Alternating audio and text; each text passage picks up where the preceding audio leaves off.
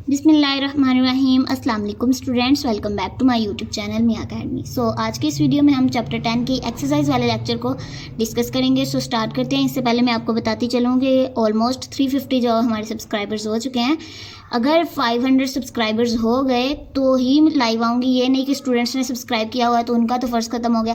अगर 500 सब्सक्राइबर्स ना हुए आपके पेपर से पहले सो आई अपोलोजाइज़, मैं जो लाइव बिल्कुल भी नहीं आऊँगी, क्योंकि मैंने स्टूडेंट से जो है मैंने अगर आपने इतनी ज़्यादा डिमांड्स रखी हुई हैं कि लेक्चर सीरीज़ कंप्लीट करवाएं और paper presentation, paper pattern, paper उसकी पेयरिंग स्कीम सारा कुछ बताएं, तो मेरी भी एक डिमांड है कि सब्सक्राइबर्स अगर होंगे 500 या 500 से प्लस सो फिर ही मैं लाइव आऊँगी।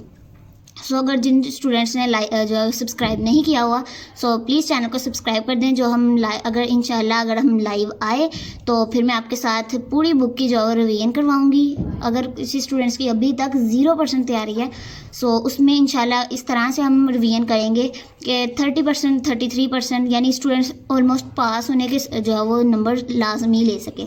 सो आपने चैनल को ज़रूर सब्सक्राइब करना है और जिन बच्चों ने कर लिया वो अपने फ्रेंड्स के साथ लाजमी वीडियोज़ को शेयर किया करें। स्टार्ट करते हैं आज के इस लेक्चर को। सबसे पहले कि आपके एमसीक्यूज़ आ जाते हैं। उसमें फर्स्ट एमसीक्यूज़ है अजारादार। अजारादार का खत तलब किस खत की अक्कासी करता है? सो ये है औसत वसूली।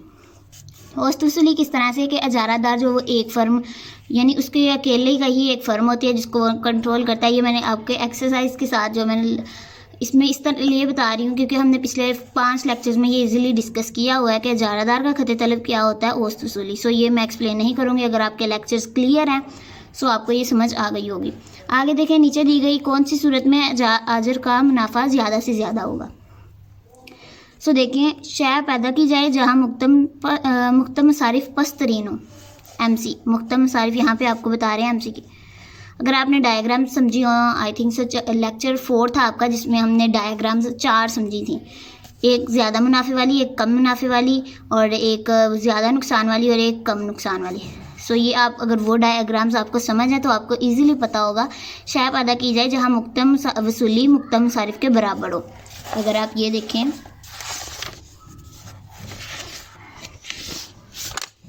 ये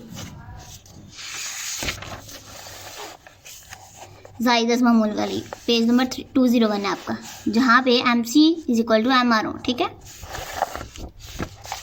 थर्ड MCQ आपका आ जाता है, कुल मुअय्यन मसारिफ में इजाफा किसको मुतासिर करेगा? कुल मुअय्यन मसारिफ औसत मुअय्यन मसारिफ को ही करेगा, क्योंकि जो मुअय्यन होते हैं कांस्टेंट होते हैं उन्होंने तो रहना ही होता है ना।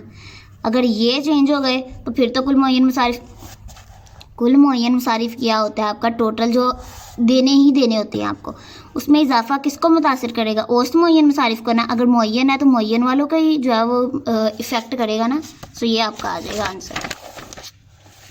आगे आपका MCQ 4 आ जाता है जी, ऐसे मसारिफ जो फ़र्म को हर हाल में बर्दाश्त करने पड़ते हैं, यानी फ़र्म बंद हो, फ़र्म चल रही हो, ज़्यादा फ़ायदा हो रहा हो, ज़्यादा नुकसान हो रहा हो, वो फ़र्म को बर्दाश्त करने ही पड़ेंगे। वो क्या होता है? मुअय्यन मसारिफ। मुअय्यन का मतलब होता है कांस्टेंट, ठीक है, जो चेंज नहीं होते। आगे आ गया, मंडी में राइज कीमत को कबूल करने वाले प्राइस टेकर जो होते हैं को ऐसे खत तलब का सामना होता है जो मंडी की कीमत पर उफ़की हो। अगर आपको ये MCQ मुश्किल लग रहे हैं सो इस एक्सरसाइज के आप जो अच्छे तरीके से याद करिएगा, क्योंकि एक्सरसाइज वाले लेक्चर जो होते हैं ना MCQ और फिल इन द ब्लैंक्स और कॉलम्स वगैरह, इनमें मस्ट है कि 80 to 90% चांसेस होते हैं कि आपके इन्हीं में से MCQ आएंगे। सो आपने इन्हें जो है वो अच्छे तरीके से याद करके जाना है। जब पेपर की रिवीजन कर रहे हो तो आपने ज़्यादा प्रायोरिटी इन्हीं MCQ को देनी है। ठीक है।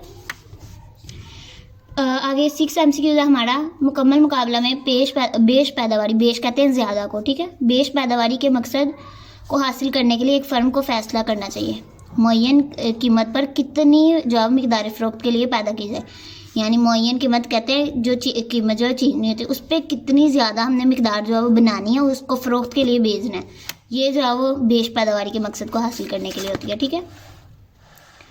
आगे अजारादारी के तहत मुख्तम वसूली का खत होता है, बाएं से दाएं नीचे को गिरता है। ये अगर आपने लेक्चर 5 लिया तो उसमें मैंने आपको बताया था कि ये इंपॉर्टेंट नहीं है लॉन्ग क्वेश्चंस के लिए। लेक्चर 5 जो काफ़ी छोटा सा मैंने बनाया था ताकि आपके जो है वो कन्फ्यूजन क्लियर हो जाए कि हमने ये क्यों छोड़ने हैं।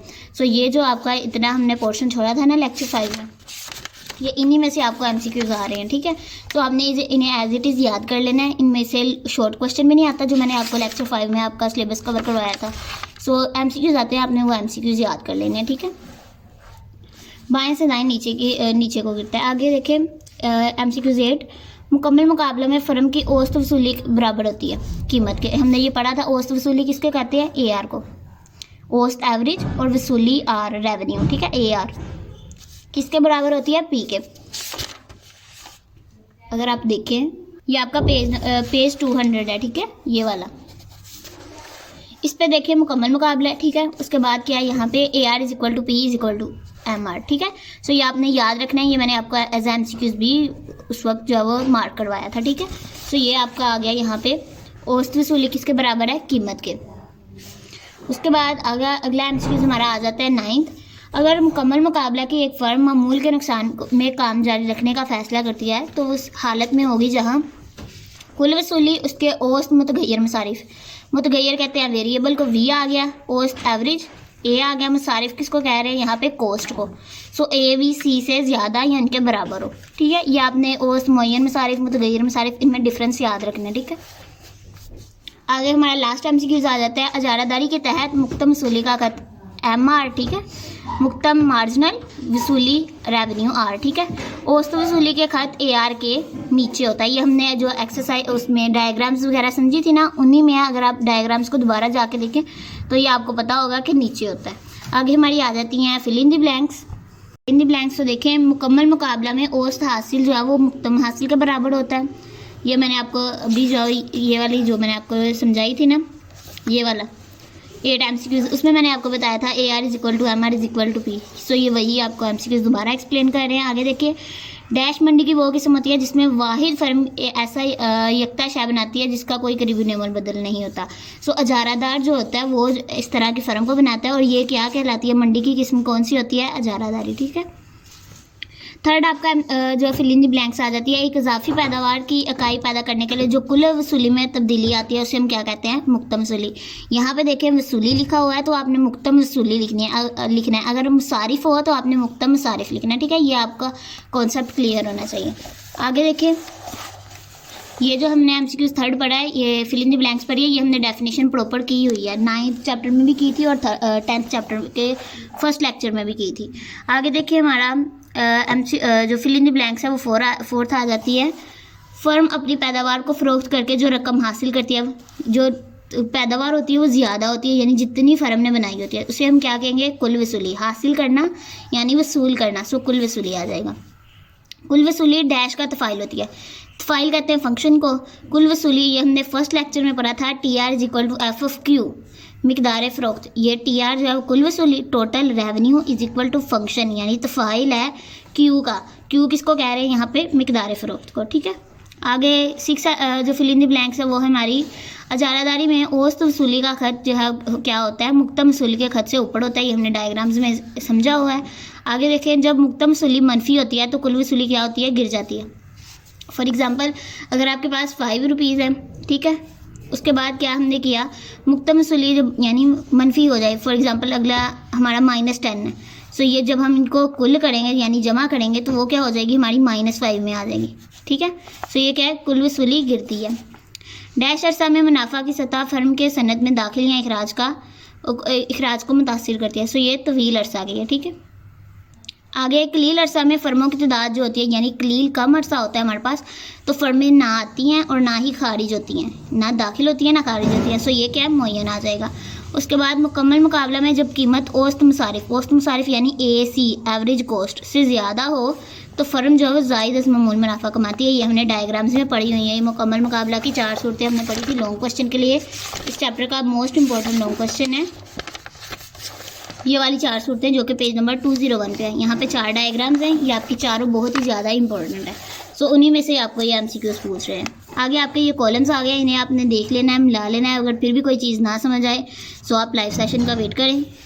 ये सारे हैं, ये आप मिला लीजिएगा, ठीक है। फॉर एग्जांपल ये फर्स्ट है, इसके आगे 10 लिखा हुआ है, आपने यहाँ से 10th कॉलम में जाना है। ये लास्ट वाला है, जब औसत कुल मसारिफ औसत वसूली से कम हो। सो ये आपका आंसर है, ये आप देख लें सारे कॉलम्स। उसके बाद हमारे शॉर्ट क्वेश्चंस और लॉन्ग क्वेश्चंस आ जाते हैं। कुल वसूली से क्या मुराद है, ये हमने लेक्चर 1 में किया था, जो कि पेज नंबर 191 पे है। ठीक है, ये उसमें मैंने ब्रीफली आपके साथ डिस्कस किया हुआ है। अगर आपने इस चैप्टर के पाँचों लेक्चर्स जो है लिए हुए हैं तो आपको ये एक्सरसाइज मुश्किल नहीं लग रही होगी। सेकंड क्वेश्चन है, औसत वसूली से क्या मुराद है, पेज नंबर 192 पे आपका इसका आंसर है। उसके बाद थर्ड एंड शॉर्ट क्वेश्चन जो है, बेश पैदावारी की सतह का असूल बयान कीजिए। सो पेज नंबर 198 पे आपका इसका आंसर है, ये आपका आंसर है। ठीक है, पेज नंबर 198 पे यहाँ पे उन्होंने पूछा हुआ है बेश पैदावारी की सतह का असूल। सो ये मैंने आपको पहले भी, इसलिए मैंने ये वाला आपको टॉपिक जो है छुड़वा दिया था। ये आपका आंसर। ठीक है, ये जो मैंने ये तीनों लाइनें हैं ना, ये मैंने आपके साथ मार्क करवानी थी। ये आपका आंसर है थर्ड का। उसके बाद देखिए फोर्थ आपका क्वेश्चन आ जाता है, अजारादारी में औसत वसूली का क्या रुझान है। पेज नंबर 197 पे आपका इसका आंसर है। उसके बाद अरसा वक्त के लिहाज से मंडी की कौन सी इकसाम है, ये 221 पे है। ये आपका जो 11 चैप्टर ये मंडी वाला है। उसके बाद देखिए 221 पे अगर आप जाएं तो ये इसकी इकसाम है, योमिया मंडी, अरसा कलील की मंडी और अरसा तवील की मंडी। ठीक है, ये मंडी की 3 इकसाम है। उसके बाद अगले क्वेश्चन पे देखें तो जी, मुकम्मल मुकाबला में एक फर्म काम बंद करने पर कब मजबूर होती है। ये आपने, अगर आपके पास शॉर्ट क्वेश्चन आता है तो आपने इसकी वजह भी लिखनी है और डायग्राम भी लाजमी बनानी है। जो मैंने आपसे कहा था ना लॉन्ग क्वेश्चन के लिए इम्पोर्टेंट है, लेक्चर 4 हमारा था ये वाला। इसकी चारों सूरतें आपने लॉन्ग क्वेश्चन के लिए मस्ट है कि प्रिपेयर करनी ही करनी है। इसकी डायग्राम बनानी है और 204 पे इसका आंसर है। ये वाली आपने डायग्राम बनानी है और ये क्यों बंद करती है ये भी आपने देखना है। ठीक है, इसका आंसर बताना है। ये आपने डायग्राम बना के इसके बाद एक्सप्लेन करना है कि डायग्राम में नुक्ता ये जो हमारा नुक्ता है ना, इक्विलिब्रियम पॉइंट, ये जो है शट डाउन पॉइंट है। क्योंकि अगर ओपी से, ये मैंने आपको डायग्राम जो है समझाई हुई है लेक्चर 4 में, उसके बाद आपने ये वाली लाइन जो है लिख देनी है, फर्म काम करना पर बंद करने पर मजबूर हो जाती है। उसके बाद 7 क्वेश्चन आ जाता है हमारा, मुकम्मल मुकाबला में फ़र्म नॉर्मल मुनाफा किस मुकाम पर कमाती है। सो ये जो आपका पेज नंबर 202 है उस पर डायग्राम है। ये हमने 4 डायग्राम जो है समझी थी लेक्चर 4 में, ये उसी में से है। ठीक है, आपने डायग्राम लाजमी बनानी है इन शॉर्ट क्वेश्चन में। आगे अजारादारी की तारीफ आ जाती है, आपने पेज नंबर 209 पे देख लेनी है इसकी डेफिनेशन, या फिर आपने 221 पे। ठीक है, ये 2 जगह पे इसकी डेफिनेशन लिखी हुई है, जो आपको इजी लगती है आपने वो कर लेनी है। ठीक है, उसके बाद क्वेश्चन 9 है हमारे पास, मुकम्मल मुकाबला में कलील अरसा की 4 खसूसियात। सो आपकी ये आपका पेज नंबर 197 प्लस 198 पे। सो देखें पेज नंबर 197 पे आपकी कलील अरसा की खसूसियात हैं, जो आपको इनमें से इजी लगती हैं। आपने 4 से 5 पॉइंट याद कर लेने हैं।